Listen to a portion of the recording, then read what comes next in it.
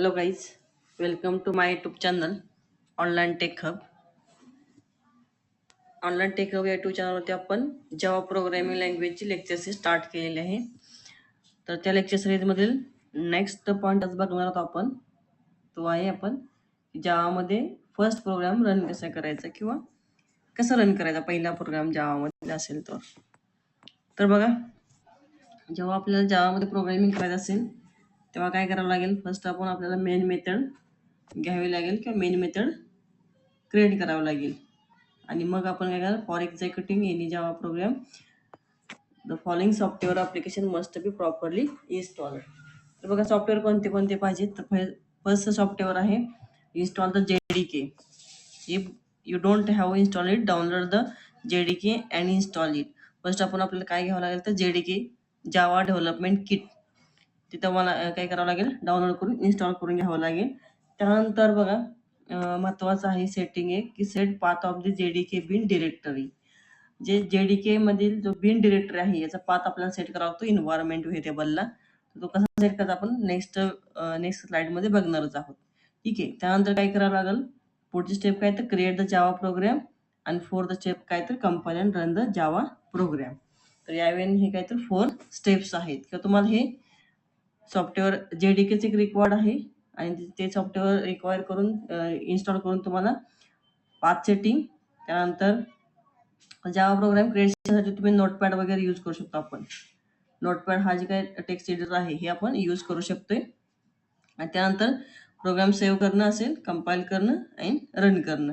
Run करताना run कशावरती करणार आहे तर आपण CMD वरती रन करणार आहे, कमांड प्रॉम्प्ट वरती प्रोग्राम रन करणार आहोत. हे काय तर स्टेप्स झाल्या. त्यानंतर बघा आता ह्याच्यामधले जी काही आपण मगाशी स्टेप बघितली की set path of the JDK bin directory, या डेटचा पाथ सेट करावा. तर पाथ कुठं सेट करायचा तर देर आर 2 वेज. एक आहे टेम्पररी पाथ सेट करणं, दुसरं आहे तर परमनंटली पाथ सेट करणं. तर टेम्पररी मध्ये बघा, how to set the temporary path of JDK in Windows. तर काय करायचं तर कमांड प्रॉम्प्ट ओपन करायचं, open the command prompt and copy the path of the. कुठला पाथ कॉपी करायचा बघा तर C program files Java JDK bin directory जो पाथ आहे तो पाथ काय करायचा कॉपी करायचा and write in command prompt. Command prompt write काय करायचं तर बघा सेट पाथ काय करायचं, राईट काय करायचं सेट पाथ. त्यानंतर काय टाकायचंय इक्वल टू आणि जी काही तुम्ही कॉपी करून पाथ आणलेला आहे तो काय करायचा कॉपी करून इक्वलच्या पुढे राईट करायचं किंवा पेस्ट करायचा. एक्झाम्पल म्हणून दिले बघा खाली set path equal to C program files Java JDK आणि बिन. तर यावेळी तुम्हाला काय करावं लागेल पाथ सेट करावा लागेल. आता हा पाथ कुठे सेट करायचा कमांड प्रॉम्प्ट वरती सेट करायचा. कुठे करायचा कमांड प्रॉम्प्ट वरती. आणि हा पाथ काय होईल तर टेम्पररी सेट होणार आहे, तो परमनंटली सेट होणार नाहीये. देन बघा सेकंड आहे how to set permanent path in of JDK in Windows. तर JDKचा जो काही आहे परमनंट पाथ सेट कसं करायचं बघा तर go to my computer properties.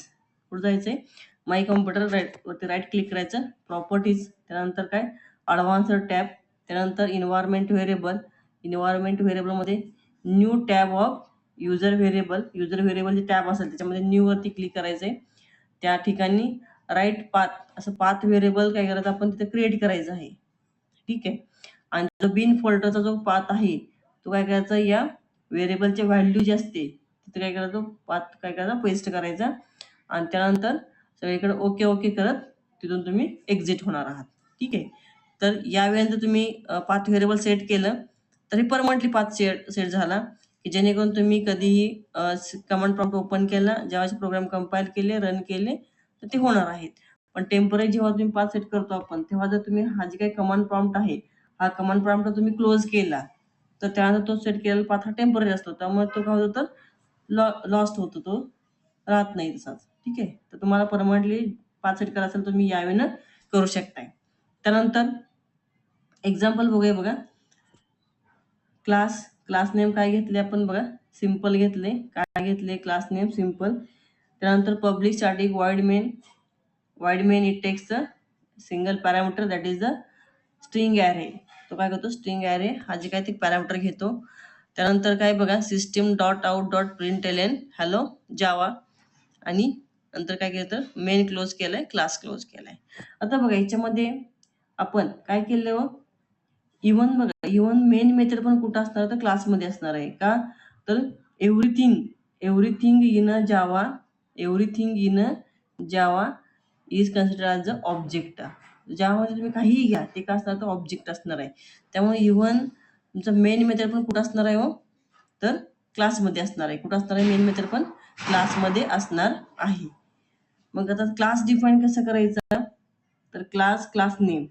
Class हा कीवर्ड आहे, तर हा काय पुढं क्लास नेम आहे आणि त्या क्लासमध्ये मग काय असेल तर पब्लिक. आता पब्लिक हा काय तर ॲक्सेस स्पेसिफायर आहे. जर तुम्हाला अगोदर तुम्ही सीपीपी शिकायला असेल तर सीपीपी मध्ये हे ॲक्सेस स्पेसिफायर आहेत. कोणते कोणते आहेत तर एक आहे पब्लिक, पुढे आपण बघणार आहे ते कोणते कोणते आहेत ते. पब्लिक आहे, त्यानंतर काय तर प्रायव्हेट आहे आणि नंतर काय तर प्रोटेक्टेड आहे. असे काय तर हे 3 मॉडिफायर आहेत. तर हे मॉडिफायर आपण कोणता घेतलाय public because of anywhere accessible. तो कुठेही ॲक्सेसिबल असतो. पब्लिक जेव्हा एखाद्या मेथडचा ॲक्सेस स्पेसिफायर असेल ॲज अ पब्लिक, तेव्हा ती मेथड कुठेही प्रोग्राममध्ये एनिवेअर तुम्ही ॲक्सेस करू शकताय. ठीक आहे. त्यानंतर वाईड स्टॅटिक. आता स्टॅटिक काय घेतलं, स्टॅटिक कीवर्ड आपण पुढे डीपमध्ये बघणार आहोत. ठीक आहे. स्टॅटिक कीवर्डचा यूज काय आहे तो आपण पुढे डीपमध्ये बघणार आहोत. त्यानंतर बघा स्टॅटिक कीवर्ड नंतर काय आहे तर वाईड आहे. वाईड काय आहे, मेनचा रिटर्न टाईप आहे. मेन या फंक्शनचा काय तर रिटर्न टाईप. वाईड म्हणजे काय नथिंग, की ते फंक्शन कोणत्या टाईपची व्हॅल्यू रिटर्न करत नाहीये. मेन काय आहे फंक्शन नेम आहे, पण इथं जे काय मेन फंक्शन आहे ते काय करते पॅरामीटर घेते. कोणते पॅरामीटर घेते तर स्ट्रिंग अरे. आता हे पॅरामीटर काय घेते तर बघा, आपण प्रोग्राम जेव्हा रन करतो कशावरती सीएमडी वरती रन करतो. सीएमडी म्हणजे काय कमांड प्रॉम्प्ट वरती.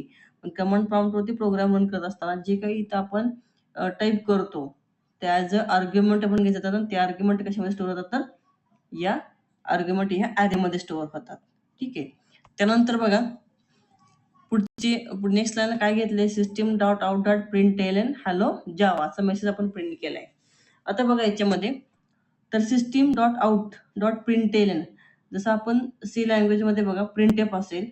सी लँग्वेजमध्ये काय प्रिंटेप आहे, पायथॉनमध्ये काय तर प्रिंट आहे, त्यानंतर सीपी मध्ये काय तर सी आउट आहे.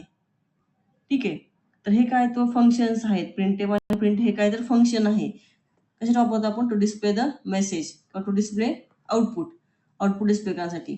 मग इथं काय आपल्याकडे तर प्रिंट एलन ही मेथड आहे, की जी मेथड आपण कशासाठी वापरतो आउटपुट डिस्प्ले करायला. प्रिंट एलन म्हणजे काय लाईन, प्रिंट लाईन असं त्याचं मिनिंग होतं. पण ही मेथड जी आहे ती काय तर आउट या ऑब्जेक्टची आहे. काय आहे आउट या ऑब्जेक्टची आहे आणि आउट हा ऑब्जेक्ट कुठं असतात तर सिस्टीम मध्ये आहे. त्यामुळे तुम्हाला ते घेताना काय घ्यावं लागेल तर system dot out dot print l n hello Java. त्यानंतर बघा पुढं की हे जे काही प्रोग्राम तुम्ही टाईप करून घेतलेला आहे. आता हा प्रोग्राम टाईप कुठे करायचा तर तुम्ही notepad as a text editor जो आहे तो आपण ॲज अ एडिटर म्हणून वापरू शकतो, ज्याच्यामध्ये प्रोग्राम टाईप करून घ्यायचा आहे. हा प्रोग्राम टाईप केल्यानंतर प्रोग्राम सेव्ह करायचा आहे. सेव्ह करत असताना जनरली किंवा मोस्टली क्लासच्या नावानं फाईल सेव्ह करायची. काय करायचे क्लासच्या नावानं फाईल सेव्ह करा. Save the above file as a simple dot Java. Dot जावा हे काय असतं जावाचं एक्सटेन्शन असेल आणि आधी काय असेल तर ते क्लासचं नेम असेल. यावेळी काय करायचं फाईल सेव्ह करून घ्यायची. तुम्ही तुमच्या फोल्डरला एखादा फोल्डर कोणत्या फोल्डरमध्ये तुम्ही ही फाईल अशी यावेळी सेव्ह करून ठेवू शकताय. ठीक आहे. त्यानंतर बघा पुढचं आहे आता फाईल कंपाईल कशी करायची. कंपाईल करण्यासाठी काय करावं लागेल तुम्हाला बघा. पहिली स्टेप काय बघितली आपण तर प्रोग्राम काय करणं राईट करून घेतला. प्रोग्राम राईट कुठे केला राईट नोटपॅडला. कुठे राईट केला आपण नोटपॅडला. त्यानंतर प्रोग्राम सेव्ह केला. सेव्ह कसं केलेला आहे तर सेव्ह ॲज करायचं आणि जी काही क्लास नेम असेल ते क्लासच्या नेमनं काय करायचं तर फाईल सेव्ह करायची आहे डॉट जावा यूज करून. आता कंपाईल करायची आहे तर कंपाईलसाठी काय करायचं की ज्या लोकेशनला तुमचे फाईल सेव्ह आहे त्या लोकेशनला काय करायचं सीएमडी ओपन करून घ्यायचं. काय ओपन करायचं हा काय तर सीएमडी आहे, कमांड प्रॉम्प्ट आहे. आणि त्या ठिकाणी काय टाकायचं बघा कंपाईल करताना काय टाकणार आहे जावा सी सिम्पल डॉट जावा. तर जावा सी म्हणजे काय तर कंपायलर आहे, तो कंपायलरचं नेम आहे जावा सी. देन पुढे काय असेल तुमच्या फाईलचं नाव. फाईलचं नाव आपण काय दिले सिम्पल दिले सिम्पल डॉट जावा. तर जेव्हा तुम्ही ही लाईन तिथे कमांड लाईनमध्ये टाईप करताल आणि जेव्हा आपण एंटर मारू तेव्हा काय होईल तुमचे प्रोग्राम कंपाईल होईल. जर प्रोग्राम कंपाईल झाला तर क्लास फाईल तयार होते. आणि जर प्रोग्राममध्ये एरर नसेल तर सक्सेसफुली प्रोग्राम काय होतो तर कंपाईल होतो, अदरवाईज तुम्हाला तिथे एरर डिस्प्ले होतात. जर एरर डिस्प्ले झाल्या तर परत एरर रिमूव्ह करून परत तुम्ही रिकंपाईल करू शकताय. जोपर्यंत प्रोग्राम हा सक्सेसफुली कंपाईल होत नाही तोपर्यंत आपण रन करू शकत नाहीये. एकदा का प्रोग्राम तुमचा कंपाईल झाला की त्याची क्लास फाईल तयार होते. काय होते? क्लास फाईल तयार होते. आणि मग रन करताना काय वापरायचं बघा, जावा हा काय तर इंटरप्रिटर आहे, लक्षात ठेवा. हा वरचा जावा सी काय तर जावा कंपायलर आहे आणि हा काय तर जावा इंटरप्रिटर आहे. मग जावा इंटरप्रिटरचं नाव घ्यायचं आणि पुढे काय तर क्लासचं नाव घ्यायचं आहे. क्लासचं नाव काय तर सिम्पल आहे आणि तुम्ही तिथून एंटर मारलं की तुम्हाला काय तिथं आउटपुट मिळेल, हॅलो जावा. मग एक बेसिक प्रोग्राम इथे घेतलेला आहे. पुढे आपण त्याचा एक व्हिडिओ वगैरे तुम्हाला देणार आहोत की प्रोग्राम कसा टाईप करायचा, सेव्ह कसं करायचा, रन कसं करायचा. ठीक आहे. त्यानंतर नेक्स्ट बघूयात. आता बघा, जेव्हा आपण कंपाईल करतो तर हा असा तुमचा जावाचा कोड. हा काय असणार आहे? जावाचा कोड असणार आहे इथं, सिम्पल डॉट जावा. जेव्हा आपण हा कंपाईल करतो तेव्हा हा कोड कुणाकडे पास होतो तर कंपायलरकडे पास होतो. आणि कंपायलर काय करतं त्याच्यामध्ये तर त्या कोडचं बाईट कोडमध्ये कन्वर्ट करतं. आणि ते बाईट कोडचं जी काही फाईल असेल ती फाईल काय असेल, डॉट क्लास फाईल असते. काय असणार आहे? डॉट क्लास फाईल असणार आहे. तर हा काय तर कंपायलेशनचा फ्लो आहे. जावाची फाईल जेव्हा तुम्ही कंपाईल केल्यानंतर बघा, जावाची फाईल जेव्हा आपण कंपाईल करतो तेव्हा डायरेक्ट मशीन कोड मिळत नाही, लक्षात ठेवा. मशीन कोडमध्ये कन्वर्ट होत नाही. तो कशामध्ये कन्वर्ट होतो तर बाईट कोडमध्ये होतो. आणि या बाईट कोडचं नंतर काय होतं तर मशीन कोडमध्ये कन्वर्ट केला जातो. तो कोण करतो तर इंटरप्रिटर करतो. तो कोण करतो तर इंटरप्रिटर करतो. ठीक आहे. त्यानंतर हे झालं compilation flow of Java program. त्यानंतर बघा पुढं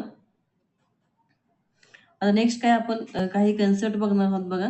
त्यामध्ये एक JVM आहे, त्यानंतर JRE आहे आणि त्यानंतर काय तर JVM, JRE आणि JDK हे काही टूल्स आहेत.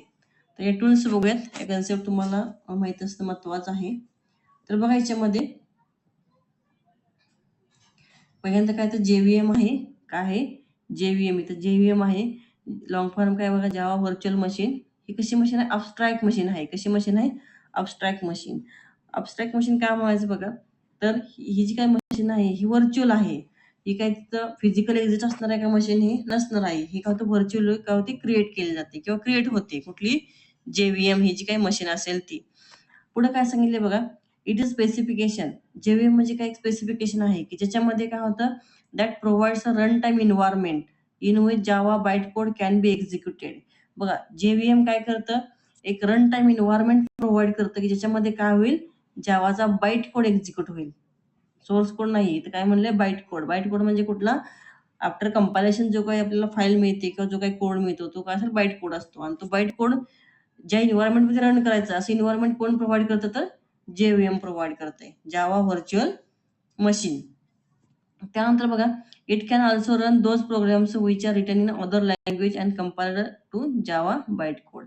जे हा काय करतो तर असे प्रोग्राम रन करतो की ज्या प्रोग्रामचं कन्व्हर्जन केल्यानंतर किंवा कंपाईल केल्यानंतर काय असेल तर बाईट कोड मिळाला असेल. म्हणजे थोडक्यात JVM जे आहे, JVMचं जी काही इनपुट आहे ते इनपुट काय आहे तर बाईट कोड आहे.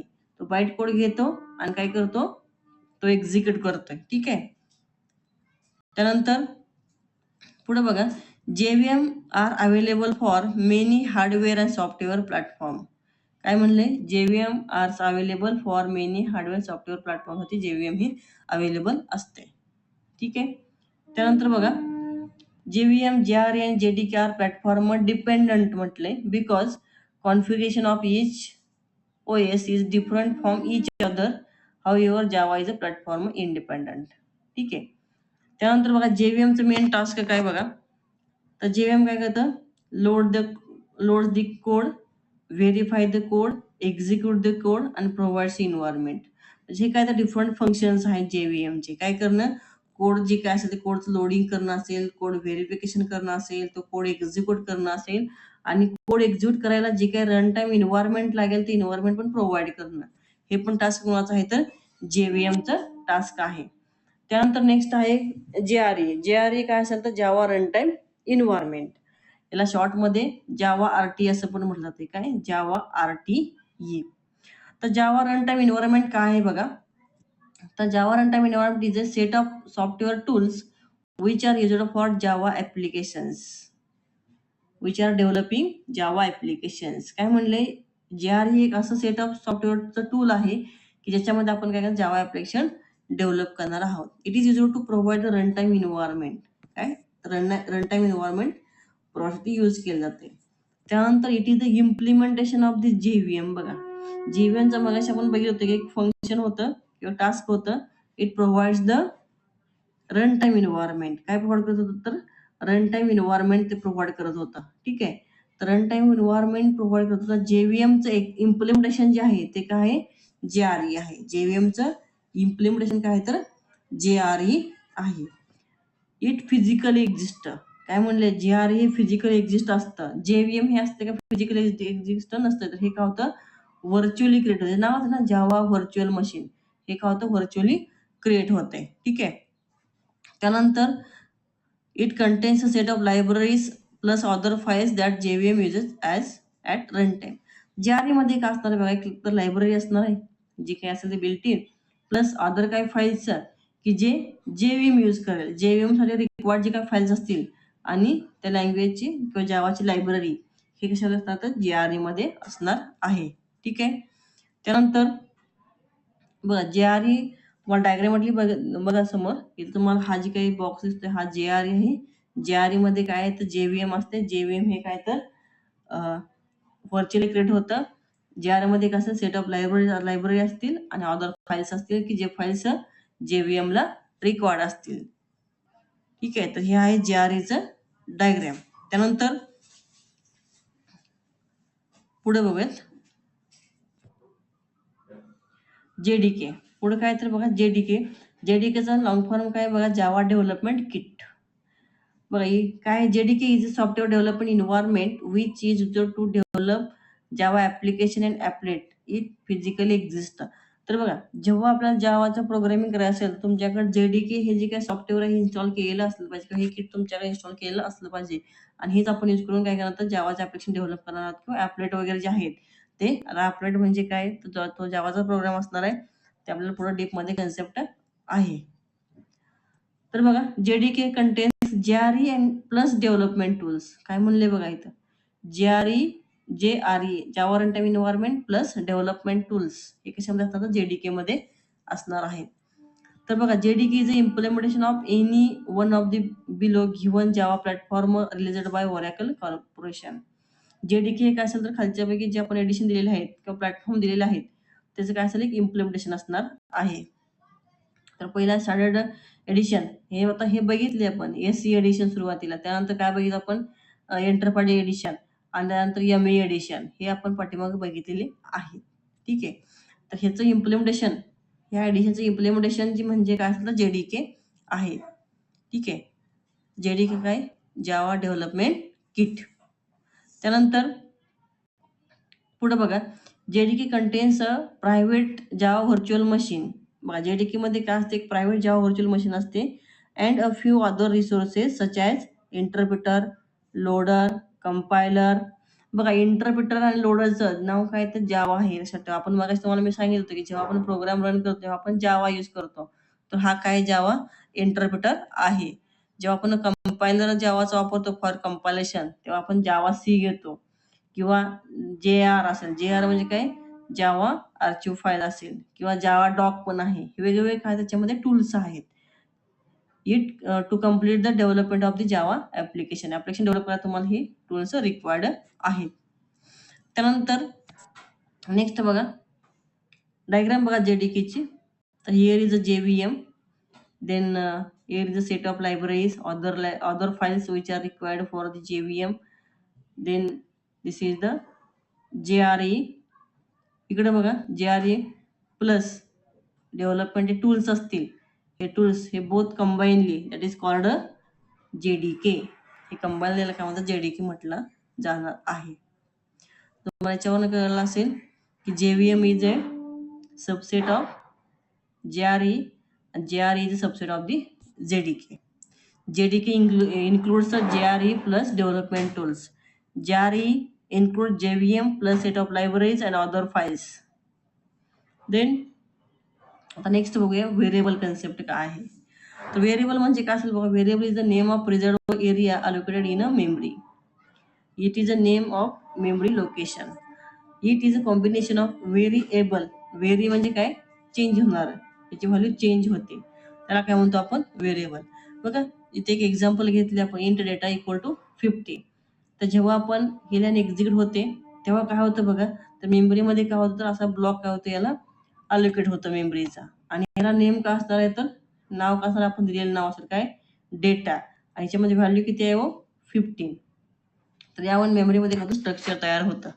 त्यामुळे आपण व्हेरिएबल अदर डेफिनेशन काय म्हणू शकतो बघा. Variable is a user defined name. याला काय म्हणणार आहे आपण, user defined name. User define करतोय, ठीक आहे. गिवन टू कुणाला नाव दिले आपण, मेमरी लोकेशनला. कुणाला नाव दिले आपण, मेमरी लोकेशनला.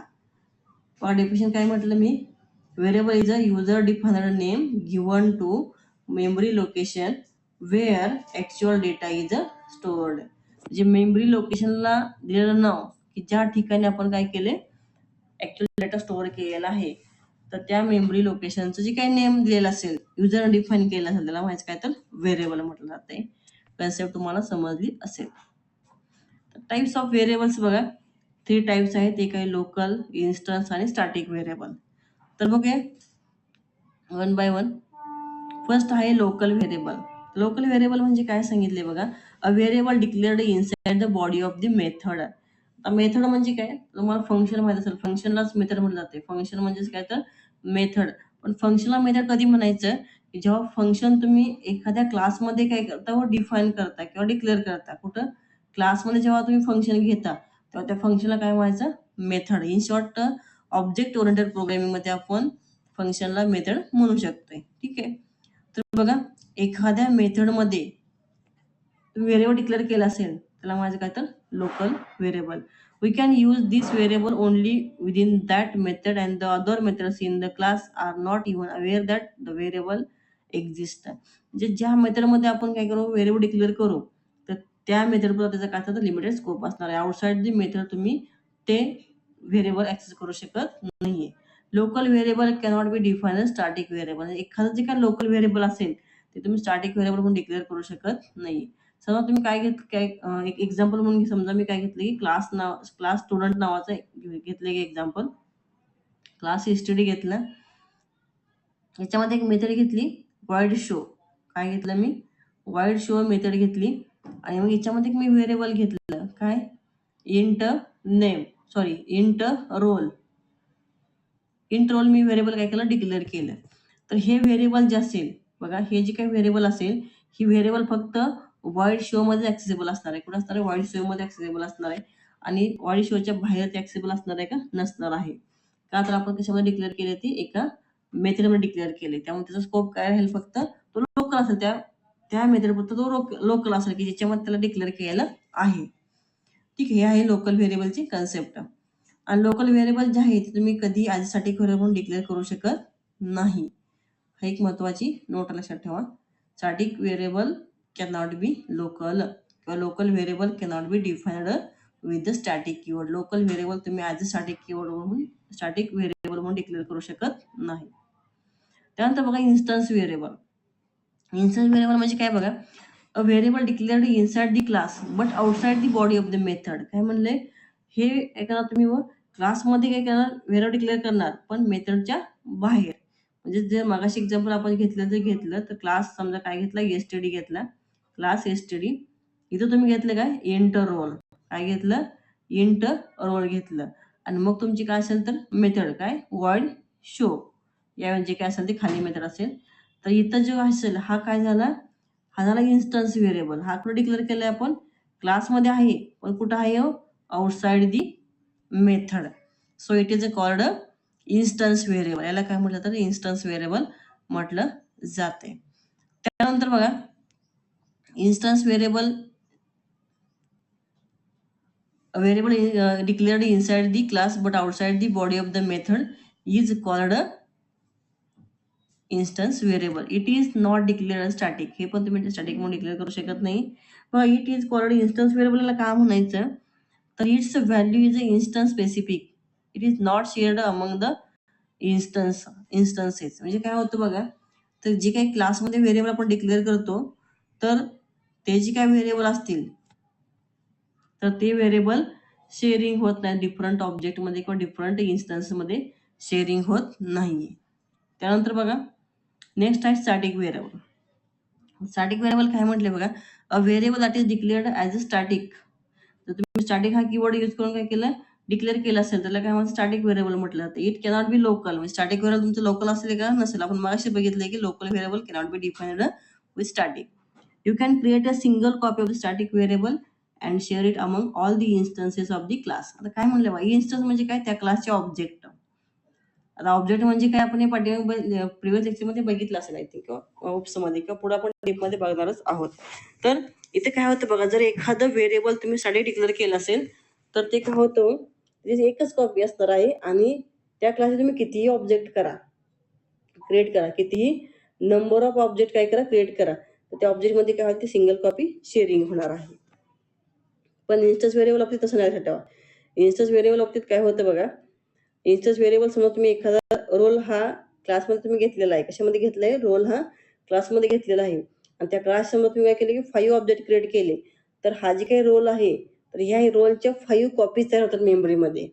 प्रत्येक ऑब्जेक्टची कसं सेपरेट कॉपी असणार आहे, त्या इन्स्टन्स व्हेरिएबलची प्रत्येक ऑब्जेक्टसाठी काय असणार आहे, तर सेपरेट कॉपी अवेलेबल असणार आहे कशामध्ये, मेमरीमध्ये. पण स्टॅटिक व्हेरिएबल तसं नाही. स्टॅटिक व्हेरिएबल काय होतं, तुम्ही एकदा का एखादा व्हेरिएबल तुम्ही स्टॅटिक डिक्लेअर केलं, तर ते काय असेल, तर ते सिंगल कॉपी असणार आहे.